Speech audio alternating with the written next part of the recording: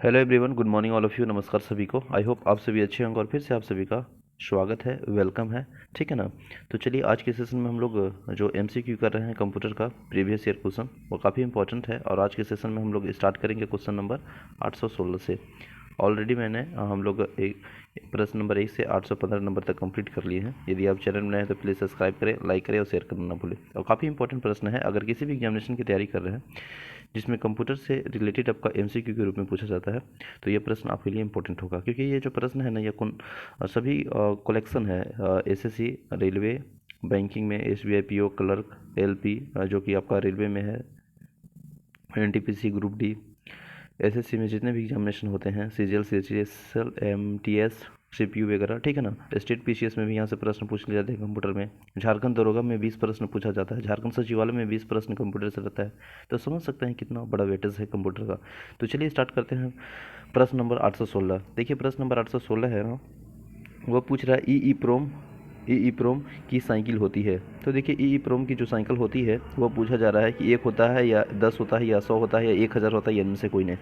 ई प्रोम अगर हम थोड़ा सा बात करने का समझने का प्रयास करेंगे तो आप मेमोरी सभी जानते हैं। मेमोरी दो पार्ट में डिवाइड किया गया है, क्लासिफिकेशन किया गया है। एक प्राइमरी मेमोरी और एक सेकेंडरी मेमोरी।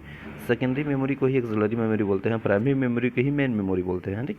तो ये जो प्राइमरी मेमोरी है ना, ये अपने आप में 3 भाग में बटा है। एक वोलेटाइल वोलेटाइल एक होता है आपका केस, और एक होता है वोलेटाइल, नॉन वोलेटाइल। ठीक है ना। तो वोलेटाइल केस और नॉन वोलेटाइल होता है। तो ये जो वोलेटाइल मेमोरी है ना, उसी का जो भाग है ना, वो रोम है, प्रोम है, ईप्रोम है और ईप्रोम है। तो याद रखेंगे, कभी कभी पूछ सकता है कि ईप्रोम मेमोरी है वह अपने आप में प्राइमरी मेमोरी है या सेकेंडरी मेमोरी। तो इसका राइट आंसर होगा प्राइमरी मेमोरी है। ठीक है ना।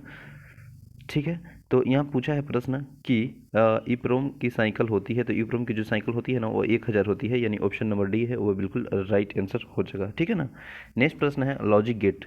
लॉजिक गेट नहीं है। तो देखिएगा, लॉजिक गेट नहीं है जो आपका एंड है, और है, नोट है, लेकिन नेट नहीं है, जो कि डी है ना, वो बिल्कुल राइट आंसर है। ये लॉजिक गेट नहीं है, तो option number D right answer है।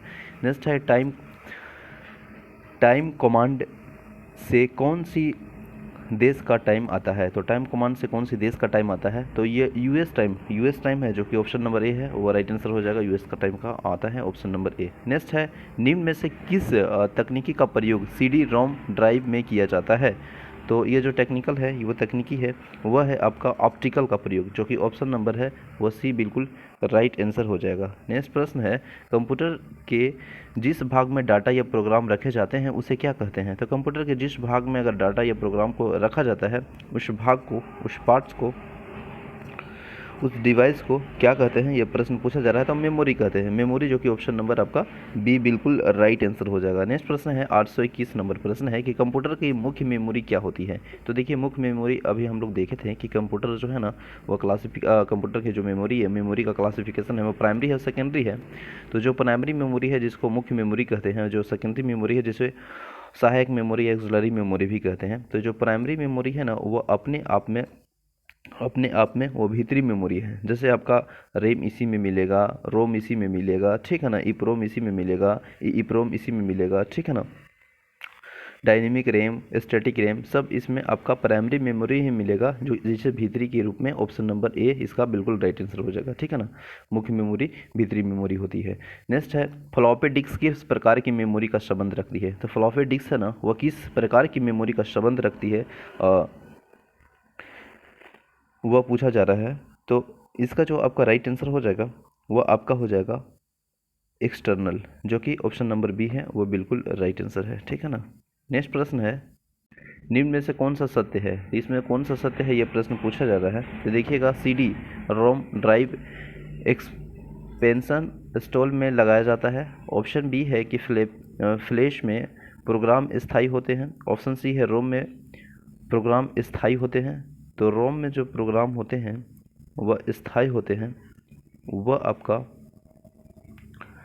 स्थायी होते हैं। और डी है सी डी रोम में प्रोग्राम दोबारा लिखे जा सकते हैं, इनमें से कोई नहीं। तो देखिए हम लोग अगर हम देखेंगे मेमोरी से, तो ये जो रोम है ना, रोम में प्रोग्राम होते स्थायी होते हैं, जैसे वोलेटाइल, नॉन वोलेटाइल भी बोलते हैं।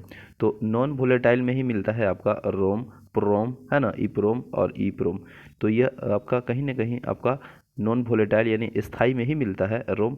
अगर रेम की अगर हम बात करेंगे, रेम RAM रेम, तो यह आपको मिलेगा वोलेटाइल में, वोलेटाइल में यानी अस्थाई में, जिसे दो पार्ट में बांटा गया है, एक डायनेमिक रेम और एक आपका स्टैटिक रेम।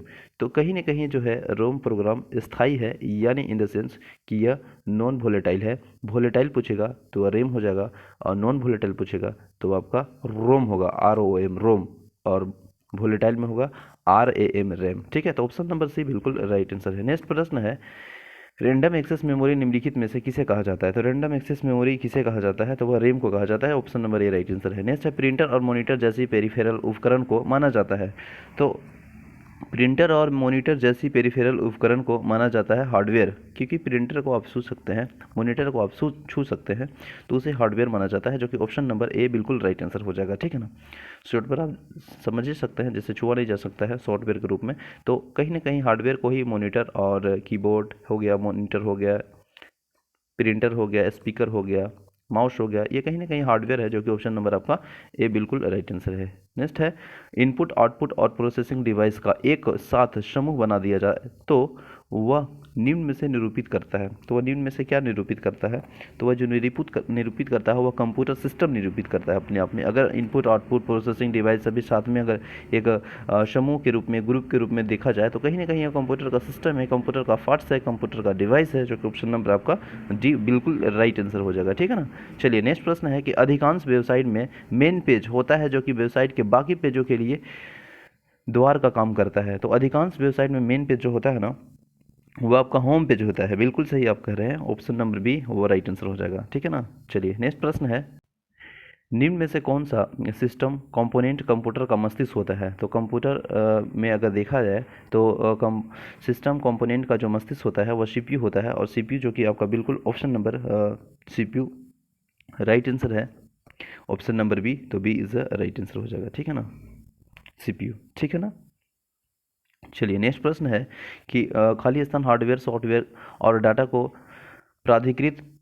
प्रयोक्ताओं के बीच शेयर करता है। तो वह जो शेयर करता है वो आपका नेटवर्क करता है, तो option number A right answer हो जाएगा। नेक्स्ट है, छोटी फ्लॉपी जो कि 3.5 इंच की निम्नलिखित में से क्या क्षमता होता है, क्या कैपेसिटी होता है, क्या क्षमता उसके पास होती है?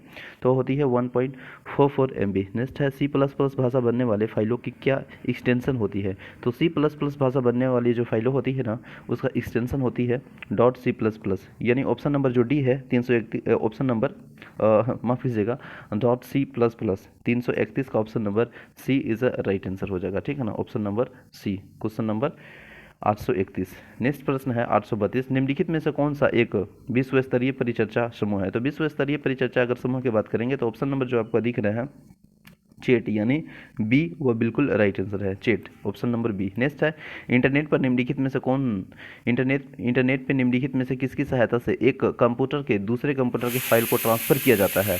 तो एक फाइल को दूसरे कंप्यूटर में ट्रांसफ़र किया जाता है, वह आपका किया जाता है FTP, यानी option number C right answer है। नेक्स्ट है 834, HTML कोडिंग को लिखने के लिए निम्नलिखित में से कौन सा एप्लीकेशन का प्रयोग किया जाता है, कौन सा एप्लीकेशन का यूज़ किया जाता है HTML कोडिंग को लिखने के लिए?